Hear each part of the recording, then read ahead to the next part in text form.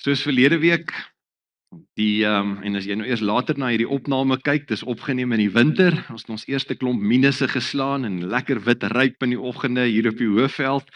So dis winter en almal is nou ingestel op temperatuur. Miskien op 'n gemiddelde dag sal jy ergens in jou voertuig klim en ergens heen ry, maar as jy nou vroegoggend ry, dan kyk jy wat sê die temperatuur. En baie motors het so 'n sensortjie in wat afgaan en sê dis nou 3 grade, want enigiets onder 3 grade kan nat oppervlaktes ys en partykeer nogal 'n risiko veroorsaak. So ons is nogal ingestel op temperatuur en soos ek verlede week ook vir jou gesê het, temperatuur is dikwels noodsaaklik. Diegene wat 'n vars babietjie het, julle sal nou weet, jy kyk na daai babakamer lekker warm is. Dis net deel van die norm.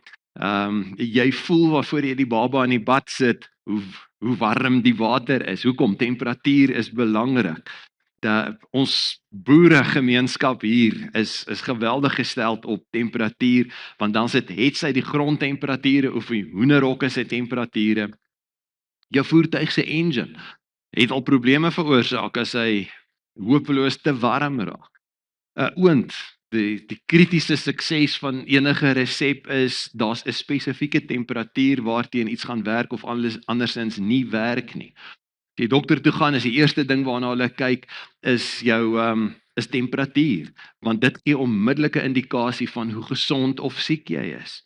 En dit speel ook net so 'n rol in ons verhouding met die Here. Dis 'n aanduiding van is ons gesond of is ons geestelik siek. Vir Jesus is dit so belangrik dat hy vir die volgelinge van sy kerk die volgende sê, en ek lees weer vir jou Openbaring 3 vers 15 en 16, want hy sê, ek monitor wat julle doen, ek's ingestel, ek is daar, ek wil presies weet dat julle is waar julle moet wees.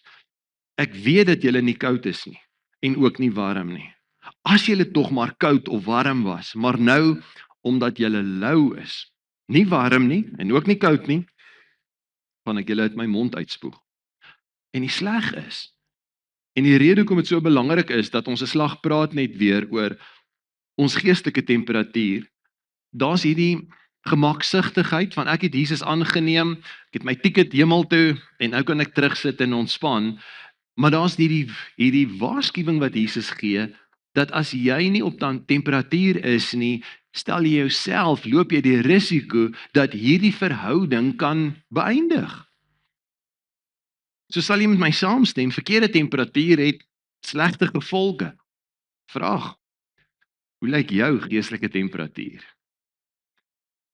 Volgens Jesus is die ideaal, dat elkeen van ons brandend sal wees, skynend sal wees, vuurwarm sal wees, en dit sal lei tot 'n vrymoedigheid en 'n vurigheid en 'n ywer, want dis wat hy soek in elkeen van sy kinders se lewens, en dis gewoonlik die gevolg wat daartoe lei, dat hy ons kan gebruik met bonatuurlike resultate, en dat daar vrug sal wees. So die Here se begeerte vir elkeen van sy volgelinge, is dat jy juis brandend, so gekoppel wees aan hom, dat jy die vuur en die energie kan deel met die wêreld, die koue wêreld waarin hy jou dikwels geplaas het. Baie keer moan ons oor die feit dat, hoekom is ons atmosfeer so koud? En dit kan dikwels wees, omdat God jou wil inplug as sy verwarmer, jou wil gebruik om die atmosfeer te verander, maar omdat jy nie op temperatuur is nie, speel jy ook nie 'n rol nie.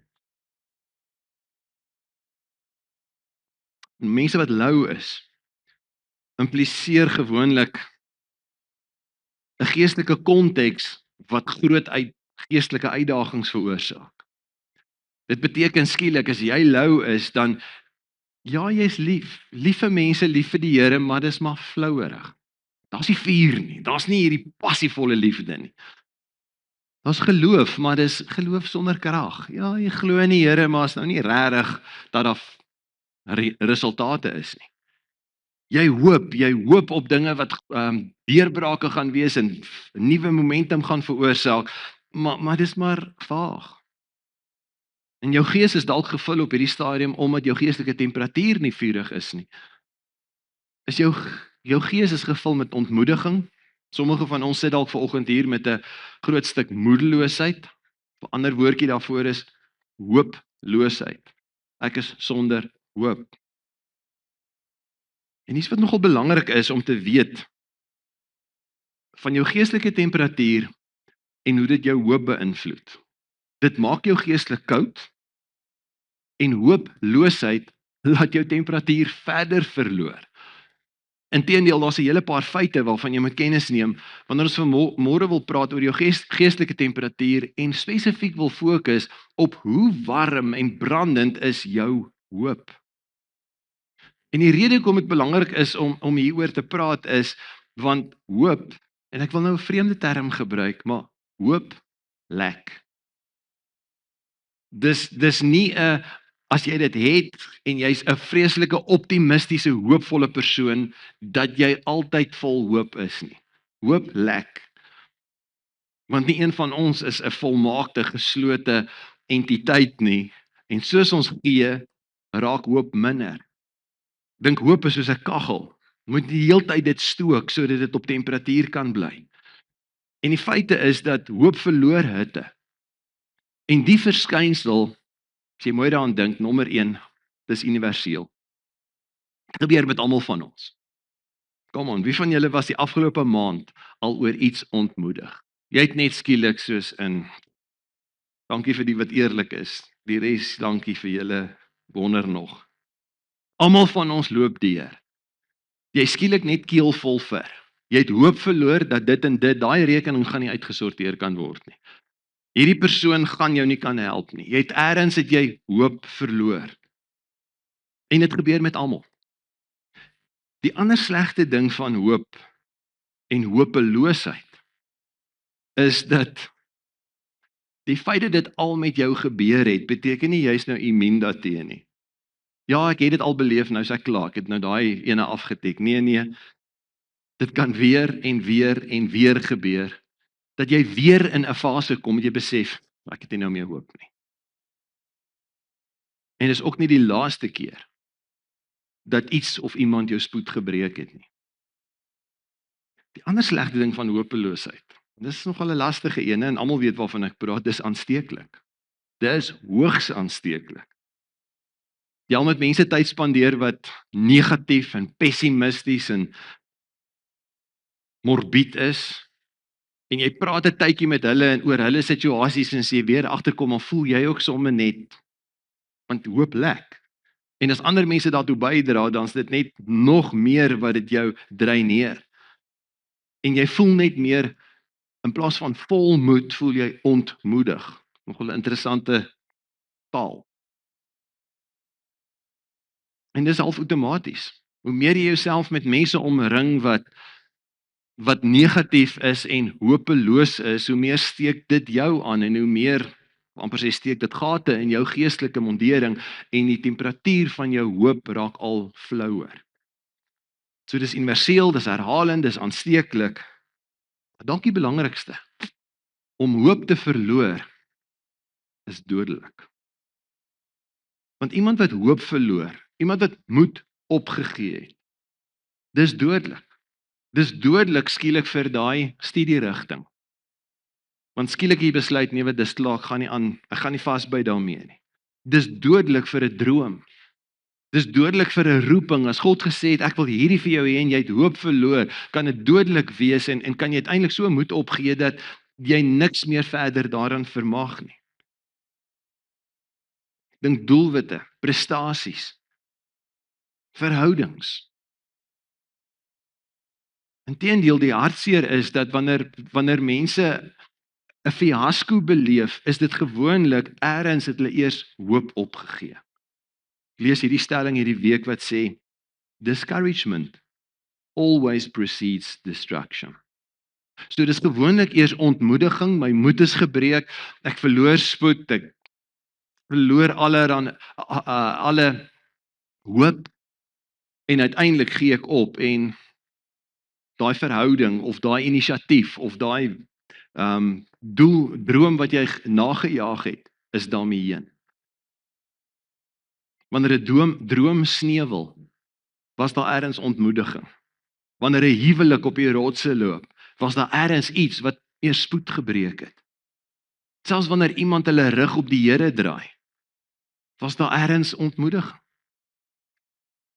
So hier's die groot vraag volgende. Miskien twee vrae. Die een is, So hoe lyk jou hoop? As jy vanmôre op grade van vriespunt tot kookpunt 0 tot 100 grade Celsius jou hoop moet evalueer.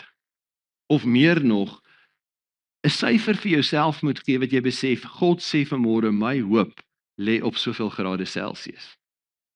Wat dink jy sou dit wees? En as dit nie is waar dit moet wees nie, hoe vat hoop weer vlam? Want die goeie nuus vandag is, jy kan hoop stook. Hoop kan nogal styg na 'n volgende vlak toe. Nie noodwendig dat die omstandighede onmiddellik verander nie, maar hoop kan.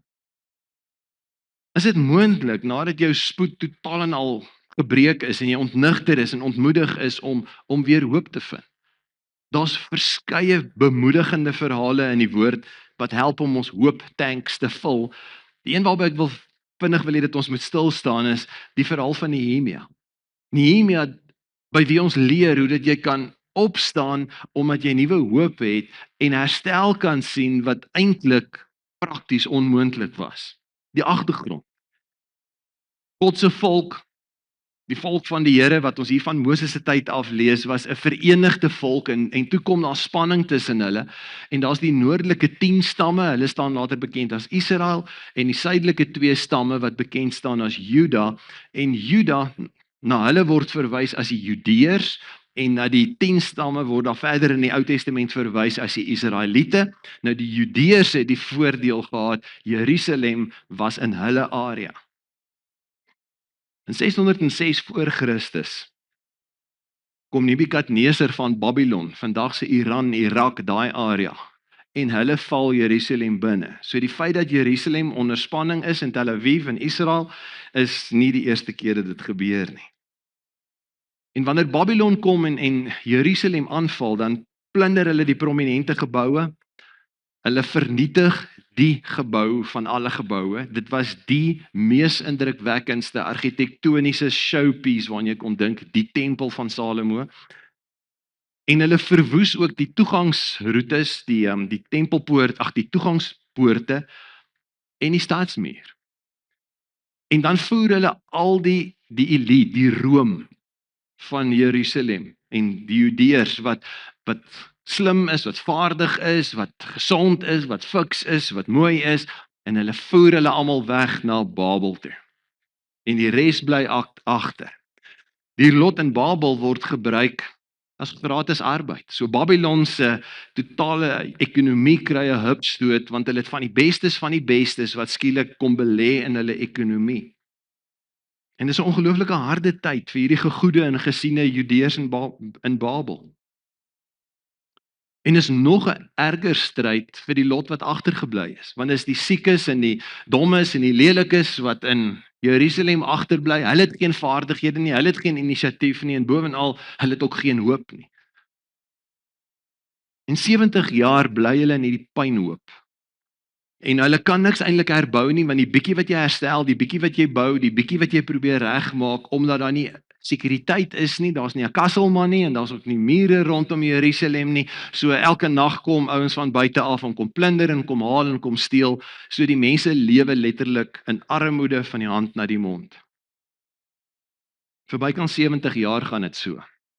En dan is daar 'n moondheidsverandering in Babylon.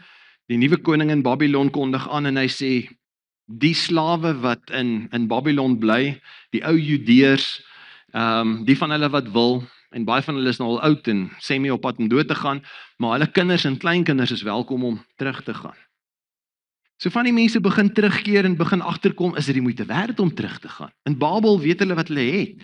Hulle het 'n redelike goeie infrastruktuur, die service delivery is op standaard.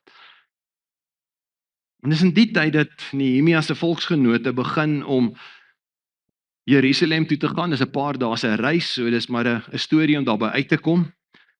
En wanneer van hierdie mense terugkeer na Babylon toe, wil Nehemia wat op daai stadium in die paleis werk, hy's 'n slaaf in diens van die koning van Babylon.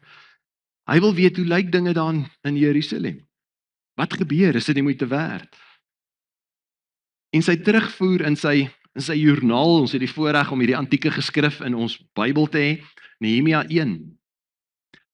Vers 3 sê, hulle het vir my gesê, Die ballinge wat teruggegaan het, beleef daar in die provinsie Juda groot ellende en smaad.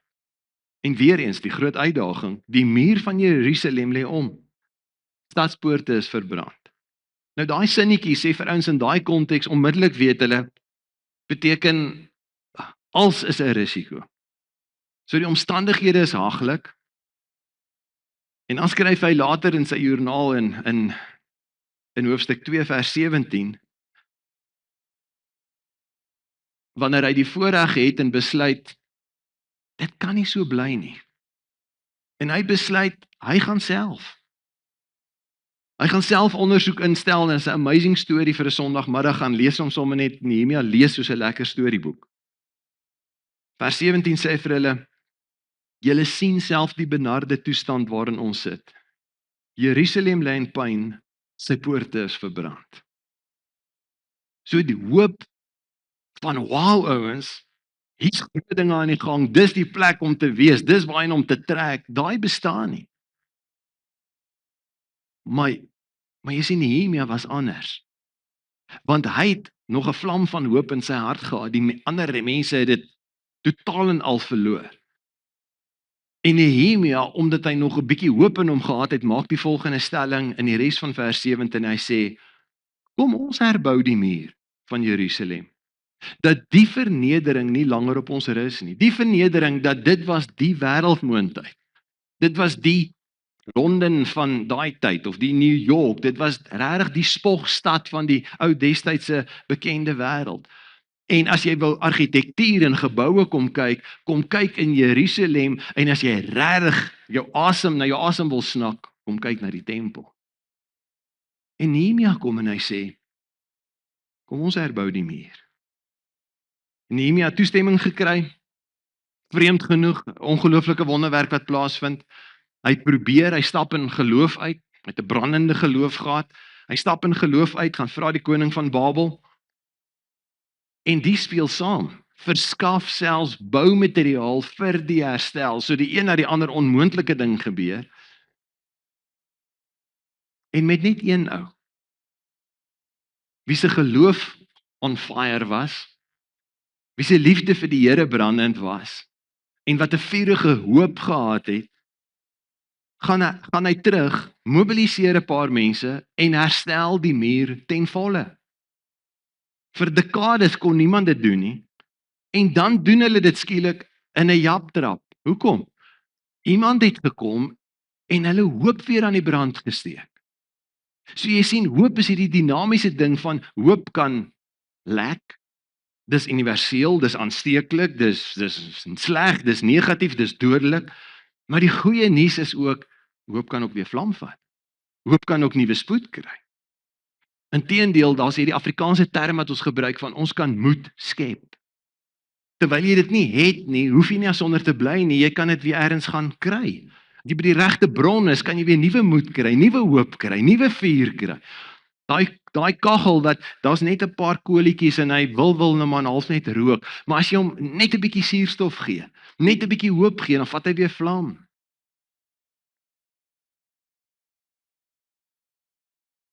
Maar hoe doen jy dit? Hoe skuif jy van 'n yskoue, ek wil amper sê kille ontmoediging na 'n brandende hoop? Hoe kom jy los uit daai hopeloosheid en ontnigtering en negativiteit? Hoe kry jy oorwinning wanneer sommige van ons vandag sê dis nie moeite werd nie. Jy's negatief. Jy's op die punt om op te gee op. Want die mure lê in pyn. Dis regtig nie en jy het al probeer. Daai huwelik, daai besigheid, die boerdery. Selfs gesondheid.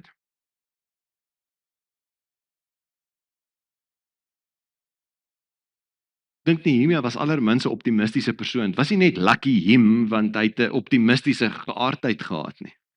Inteendeel, ons ontdek die eerste keer toe hy hoor van hoe dit regtig gaan daaronder in Juda en hoe Jerusalem lyk, skryf hy in sy dagboek Nehemia 1 sommer die 4de versie. Hy sê toe by die aanhoor van die verslag het ek gaan sit en gehuil en daal lank getreur. Maar let op. Hy kon daar gebly het en sê, "Ja, nee, wel, dis negatief, dis sleg." Maar kyk wat gee sy hoop nuwe vuur. Vers 4 gaan aan om te sê, hy het nie net gehuil nie. Hy sê ek het gevas en net so terloops. Wat beteken dit om te vas? En almal van ons het 'n definisie en jy dink onmiddellik aan kos. Vas beteken jy moet iets los. As dit is jy spandeer 3, 4, 5 ure 'n dag net om kos op jou tafel te kry en kos te maak en 'n oond in die gang te kry en los dan kos maak sodat jy kan vas en by die Here kan uitkom.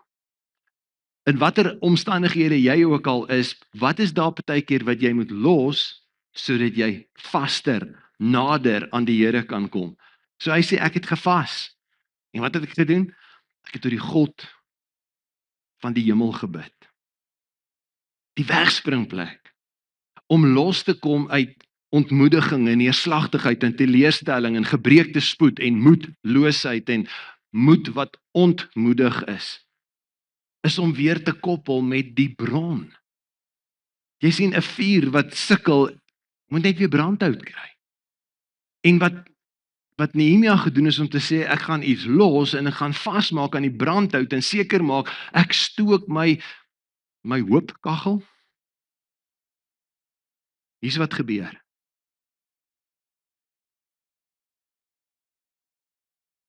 Om hoop te sien herstel, begin met kontak met die Here. Kontak met die bron. Kontak met brandstof. So, sommer 'n vinnige vraag. Hoe is jou posisie met die Here?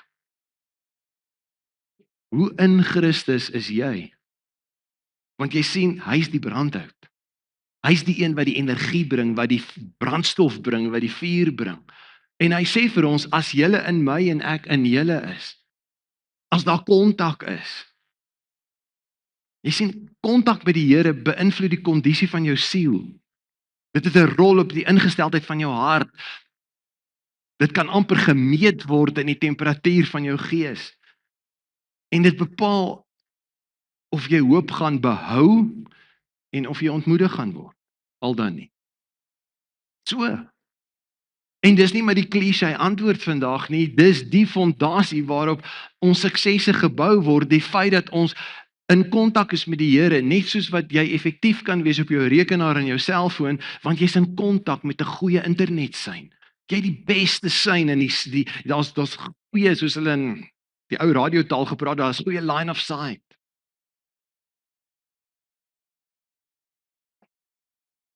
Ek moet doen Nehemia verder. Vers 5. Ek het gesê, as hy in hierdie intieme gesprek met die Here en hy sê vir hom, ag Here, God van die hemel.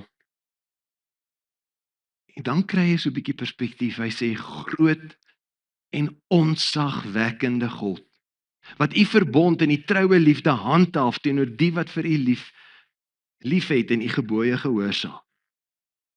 Jy sien, Nehemia se siel begin half spoed kry. En sy gees begin weer sterk word wanneer hy net weer klik wie God is. So een is dis nodig, dis uiters noodsaaklik vir hoop om sterker te word en brandpunt te bereik in jou lewe, dat jy seker maak jy's in vol seinsterkte met God. Deur Christus Jesus in die Nuwe Testament. Nou, dis een ding om in kontak te wees met hom. Dis iets anders om jouself net weer te herinner wie hy regtig is. So nommer 2, om herstel te beleef in jou hoop. Kontak met hom, maar klik wie's hy. As jy net weer kan terugstaan en kan ontdek, hy's die groot en onsagwekkende God. Ek kan nie, dis hopeloos, hierdie storie is 'n gemors, maar wie's hy? Hy's groter. Hierdie is, ek sien die onmoontlike, maar hy's die God van die onmoontlike. Jy sien die oomblik as ek op 'n skaal myself net weer die perspektief begin kry, my probleme aan die een kant inpak en God aan die ander kant, raai wie wen. En dis wat ek nodig het om perspektief te kry en te Herontdek miskien.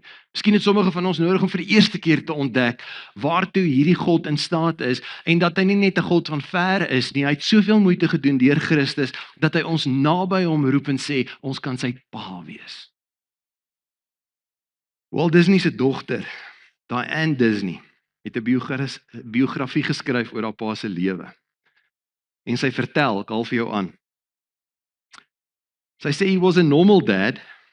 As a matter of fact, he tried to be as normal as you could be for being Walt Disney.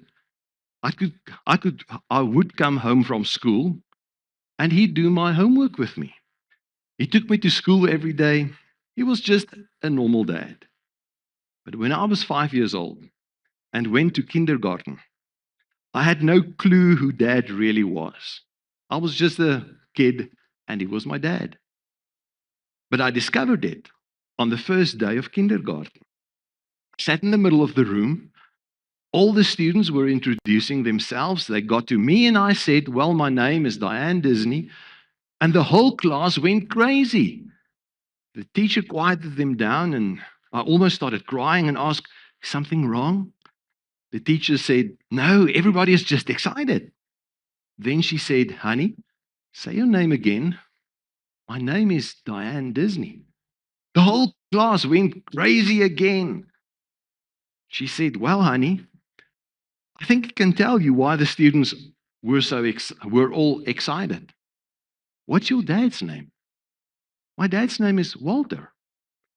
The class went crazy again. The teacher looked at me and said, let me tell you why everybody is excited. Your dad is Walt Disney. I replied, yeah. Walter Disney? She said, no, your dad is Walt Disney, Disneyland, Mickey Mouse Club, Disney. That's your dad. I went home that day. My dad was sitting in a chair, reading a newspaper. I walked up to my dad. I tore the newspaper out of his hand, put my little hands on my little hips, stared right at him and said, you never told me that you were Walt Disney. 'n bietjie verder skryf sy en dis op die skerm. I walked around, dazed for a month, stunned by who my father was. Skielik kom sy agter, sy het dit nooit geweet, wat toe haar pa in staat is, wie haar pa is, nie? Totdat sy dit ontdek, en skielik is sy in hierdie vir 'n maand, absoluut oorsteld met wie haar pa was. Dis nie ons reaksie vandag moet wees nie. Baie, die meeste van ons is ontnigter en ongemaklik oor die toekoms en ons is teleurgesteld en ontmoedig oor ons omstandighede en miskien is ons spoed gebreek. Nehemia was ook daar, maar hy het nie daar gebly nie. Deur sy gebede maak hy kontak met die Here en dan begin hy fokus. En hy begin sy oë net terugkry op wie sy vader regtig is. En hy staan in 'n verwondering. So kan ek in jou oor fluister. Die feit hoekom ons liedjies kies en dinge sing wat ons sing op 'n Sondag voordat ons die woord bedien, is nie net omdat ons nie eintlik weet wat mentaliteit te doen nie.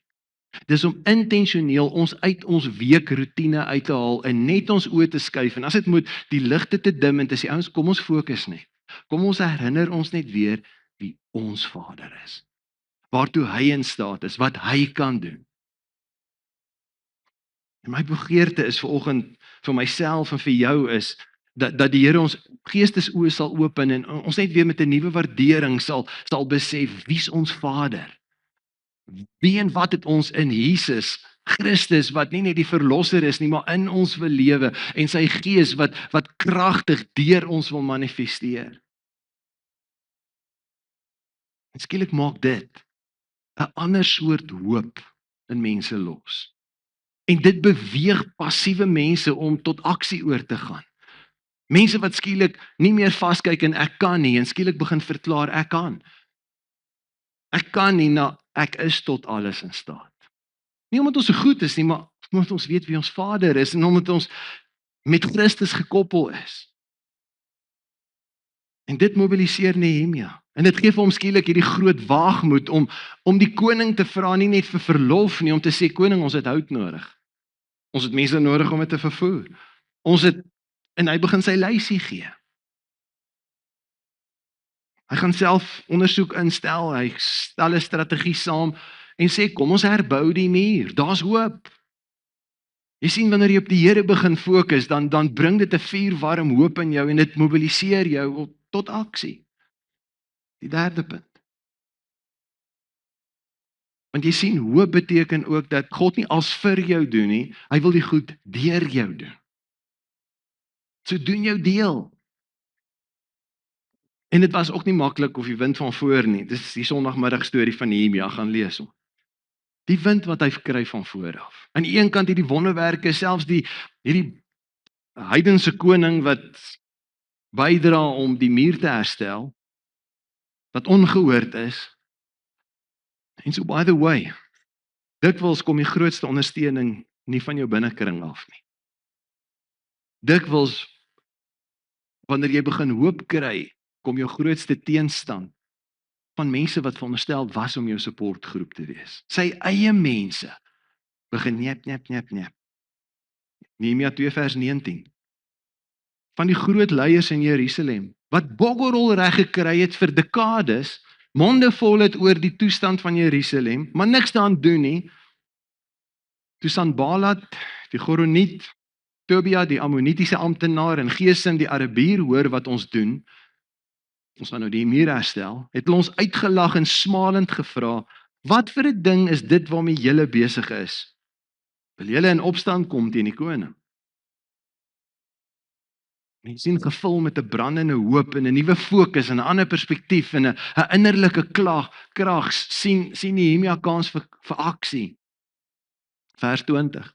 Ek het hulle geantwoord en vir hulle gesê, die God van die hemel sal ons laat slaag in wat ons doen. So hy's in kontak met God. Hy het herontdek wie God is, maar hy het nie gesê, so ons gaan nou kyk wat God vir ons gaan doen nie. Nee, ons gaan oor tot aksie. So dit kan wees dat jou mure in pyn lê en jy het vandag nodig om opnuut met God kontak te maak, maar jy het ook nodig om te besef waartoe hy in staat is en dan jy nodig om uit passiwiteit uit te kom en te sê, so wat's my aandeel? Ons, sy dienaars, gaan iets doen. Ons gaan bou. Skielik is daar 'n bonatuurlike waagmoed. En ek vir 'n oomblik op jou fokus. Ek dink die Here het waarskynlik jou geroep om iets besonders te doen in een of ander sektor van die lewe. Iets te begin, iets te verander, iets te herstel, iets te gee. Maar jy het hoop verloor. Hoe herstel ons dit? Kry nuwe kontak met die Here. Herinner jouself wie en wat is hy? Wie jou Vader is. En laat hy jou help, laat hy jou bekragtig deur sy gees, dat jy uit passiwiteit uit kan kom en brandend en vurig kan raak in jou hoop, want hoop is ook aansteeklik. 'n Bietjie verder, vers 20, so laaste sinnetjie sê, ons God sal vir ons die stryd voer. En ons aksie, ons aandeel, ons het met die werk aangegaan. So jy hoor die balans. Tussen God sal, maar ek moet ook. Miskien moet jy vandag opnuut 'n keuse maak om weer te begin of te hervat waartoe God jou geroep het. Bereid wees om te sê, okay Here, ek rol my moue op, gaan terug na daai verhouding toe. Daai verhouding waarna ek moed opgegee het. Daai situasie waar jy diensbaar was, maar daar was nie resultate nie en jy het spoed verloor. Gaan terug na jou aandeel toe om te sê, Here, ek sal my bietjie doen. En dan, nommer 4, dan byt jy vas. Dis daai, ek hou van die Engelse term, tenacity. Daai, en daar's 'n paar diere wat hulle sê, en krokodil is een van hulle, as hy eers sy kakebeen gesluit het, dan, daai tenacity beteken ek los nie. Dink van die boelhondras, hoerboele in die, 'n klomp van hulle wat as hy byt, hou hy. Jy sien, dis wat hoop doen. Hoop is om te sê, ek gaan my deel doen en ek gaan nie laat los nie. Ek gaan nie volhard in self probeer nie. Ek gaan volhard om op die Here te fokus. Ek gaan volhard in my kontak met hom. Ek gaan volhard in moed skep. Is nogal opvallend op 'n stadium met die volk, terwyl hulle volhard, hoop lek, so hulle weer spoed al verloor. Hulle het begin moeg raak. Dit raak nou 'n bietjie uitputtend. Soveel so dat die werk tot stilstand gekom het. Hier in hoofstuk 4 lees ons. Nehemia, ja, wat 'n held. Hy sê daarna toe ek agterkom dis nodig, het ek al die influencers, die vooraanstaande burgers, die amptdraers, die res van die volk toegespreek. Moenie vir hulle bang wees nie. En nou herfokus hy hulle. Dink aan die Here, groot en ontzagwekkend.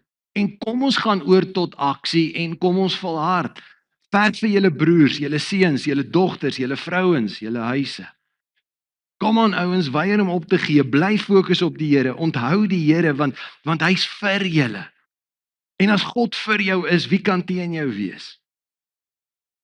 Vir dekades kon niemand wat daar in Jerusalem agtergebly het hond haar afmaak nie. Daar was 'n paar pogings, maar elke keer is hulle ontnigter en moedeloos en dalk begin met iets en maar weer vasgevang in mislukking. Hulle hoop is lou want hulle lewe is flou. En dan kom stook iemand hulle vuur en hulle het hoop. En die gevolg is, einde van die boek, in hoofstuk 6, vers 15. Nehemia skryf in sy eie handskrif. Hy sê die muur is voltooi binne 52 dae. Toe al ons vyande dit hoor en die nasies rondom ons dit sien, was hulle selfversekerdheid daarmee heen. Hulle het toe geweet, ons doen hierdie werk met die hulp van ons God. Sommige van julle luister hierna en sê, my moed is gebreek, ek is gereed om op te gee. Sommige mense selfs bereid om op te gee, so hoop verloor, is bereid om op te gee op jou lewe. Dalk op te gee met 'n besigheid. Dalk handdoek in te gooi met 'n boerdery of met studies, met wiskunde. Dalk handdoek in te gooi met jou gesondheid. Hoeveel mense vir wie ons bid in die gemeente, as ek terugvoer kry en sê hulle nee, die persoon het nog hoop. Die oomblik is daai persoon eers hoop verloor. En hoop lek. Mense wat hoop opgee met 'n kind. Hoop opgee met die vooruitsig van 'n lewensmaat. Hoop opgee met die vooruitsig van 'n babietjie. Hoop opgee met 'n ouer. Hoop opgee met 'n huwelik. Miskien is jy vandag hier en jy sê my mure lê in pyn. Ray Johnson vertel in sy boek met die titel The Hope Quotient. Hy vertel die volgende aangrypende verhaal oor 'n belewenis as kind tussen Amerika, obviously Little League Baseball. En hy vertel hy was maar 8 jaar oud en ongelukkig die kleinste seentjie in die span. Sê so sy uitrusting was hopeloos te groot en sy selfvertroue was te klein en om alles te vererger vir sy eerste wedstryd het omtrent sy hele familie 60 lede opgedaag om na die wedstryd te kyk. Hy vertel hoe dit hy 3 keer moes golf en al 3 kere gruwelooslik misluk. Toe kom die laaste beurt van die wedstryd en hulle span was 1 punt agter. En hulle het nou al die goeies deurgewerk, nou is dit sy beurt en hy moes golf. Hy onthou nog hoe hy daar gestaan en bewe het. En aan die een kant het die ander span se ondersteuners geskree dat hy weer mooi moet misslaan. Aan die ander kant sy eie ondersteuners en familie dat hy tog net 'n slag moet raakslaan. So die druk op 'n 8-jarige laaitie was erg. Die eerste bal kom verby. Strike 1, sê iemand. Tweede bal kom verby. Strike 2. Toe besluit hy hierdie keer gaan hy slaan. Hy slaan met alles wat hy kan. En hy mis. Strike 3, you're out. game over. Die wedstryd is verby. En hy besef, hy het almal teleurgestel. Die spanmaat spot met hom, sy familie het stil geword.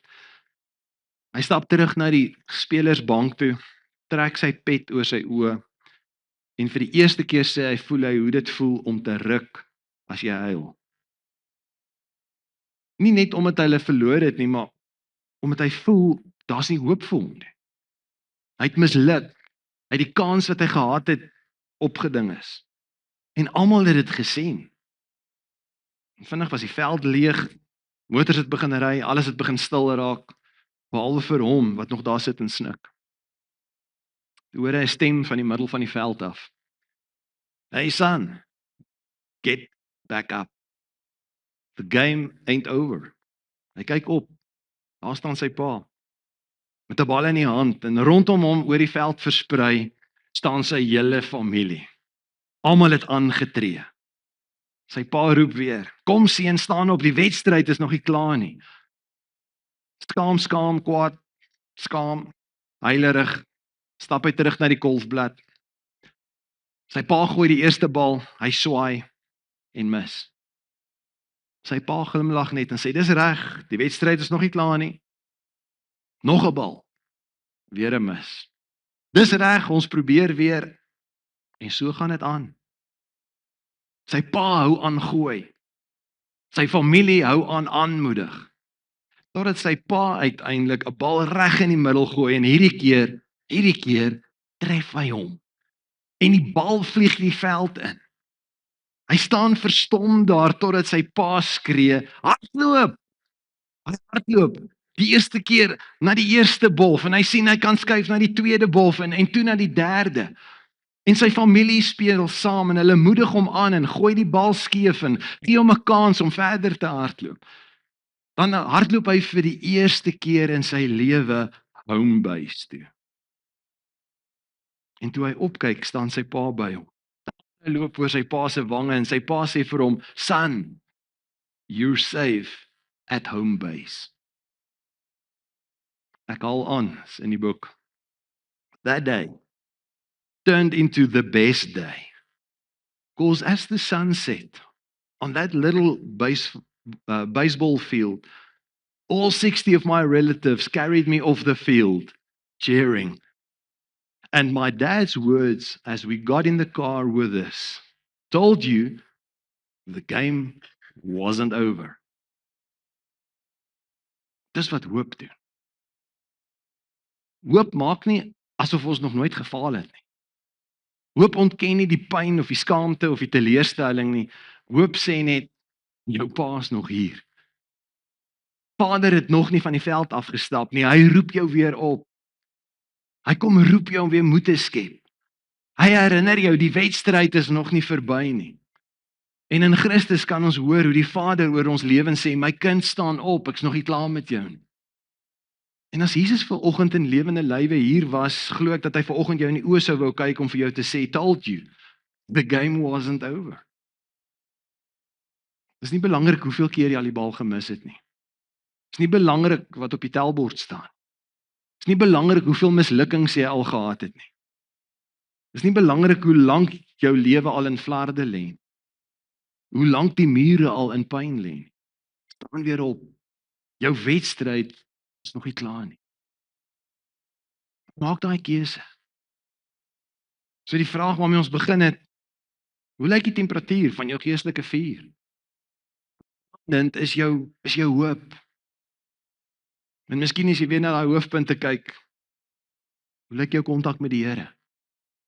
Miskien het jy tot nou toe 'n goeie gawe kerkmens gewees met 'n kultuurgodsdiens, maar jy het nog nooit regtig die wonder ervaar van daai transformasie toe jy vir die eerste keer jou hand kon uitsteek en hy jou radikaal kom verander.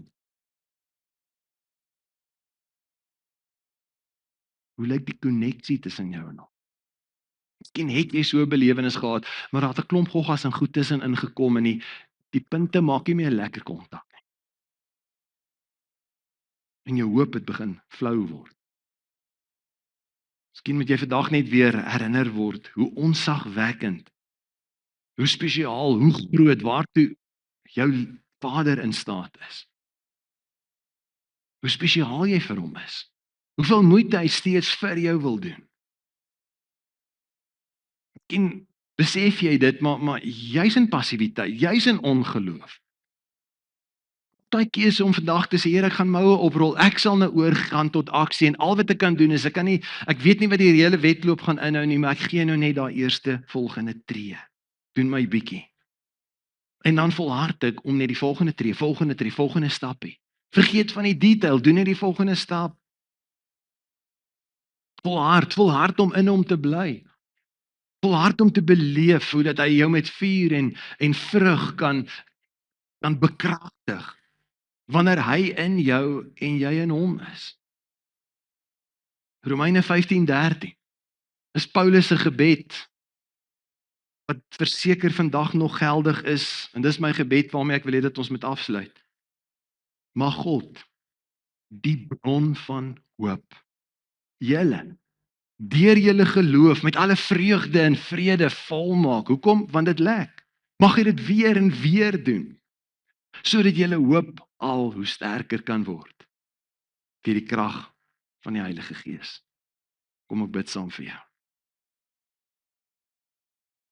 Here, dankie dat ons die bemoediging vandag het, dat in 'n stikkende wêreld waar mure nou en dan in pyn lê en omstandighede uitmekaar uitval, is U nie onbewus en traag minagtig en gevoelloos teenoor ons nie. Inteendeel, U wil die situasie en die omstandighede gebruik om ons kosbare lesse te leer en ons te vorm en ons te herposisioneer en 'n herontdekking te maak van ons eie gevallenheid en ons eie afhanklikheid en ons eie nood, maar ook die avonture te laat ontdek van hoe U aan boord kan kom en hoe dat U vir ons kan doen dit wat ons wildste drome by verre kan oortref.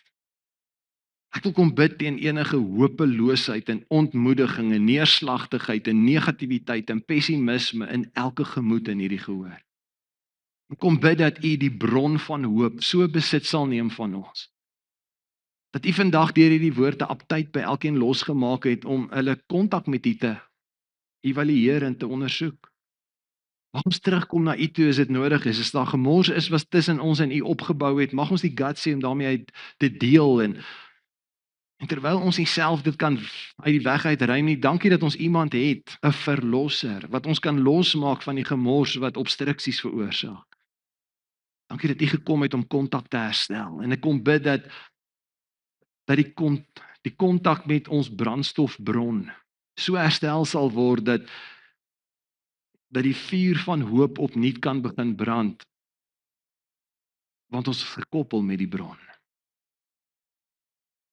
Mag ons 'n nuwe waardering hê vir die feit dat U ons nie veroordeel omdat ons hooploos is, moedloos geraak het, spoed verloor het.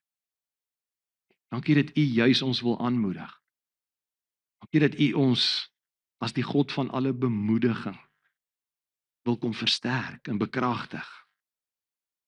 Help ons om anders te glo as wat die vyand ons dikwels belieg en onsself dikwels ons vertel dat ons nie goed genoeg is nie, dat U met ons opgegee het. U nie belangstel om verder saam met ons te sukkel nie. Dankie vir die liefde wat daar in U is wanneer U na ons uitreik. Mag dit ons mobiliseer om te sê ek sal oorgaan tot aksie, ek gaan die volgende stap neem en soveel uitdagings in vir disippels van Jesus reg deur die Nuwe Testament dat ons sal vasbyt en volhard. En dankie dat ons dit nie in eie krag hoef te doen nie, dankie dat U Gees beskikbaar is vir ons. Mag daar 'n nuwe openheid wees. Mag ons hande oopgaan, mag ons harte oopgaan, mag ons gemoed oopgaan om te sê kom vul my opnuut, Heilige Gees. Kom vul my met die energie en die krag en die moed en die spoed wat ek nodig het om nie te gaan lê nie. Dankie dat hopeloosheid nie pas by 'n kind van Jesus nie. En dankie dat U ons kan aanvuur vandag deur die krag van U Gees om 'n brandende hoop te kan reflekteer. Kom ontmoet U vir elkeen van ons waar ons is, kom doen U 'n wonderwerk in ons omstandighede en in ons harte en mag ons stories uiteindelik net weer die kollig plaas op die Pa wat soveel omgee, dat hy alles doen sodat ons kan blom ook met 'n brandende hoop. Ontmoet U met ons wanneer ons uit mekaar uitgaan. Mag ons 'n spesiale week hê en mag ons volgende week verder saam groei en brandend wees, vurige volgelinge van die koning van konings. Bid dit in die naam van Jesus en almal sê, amen. Mag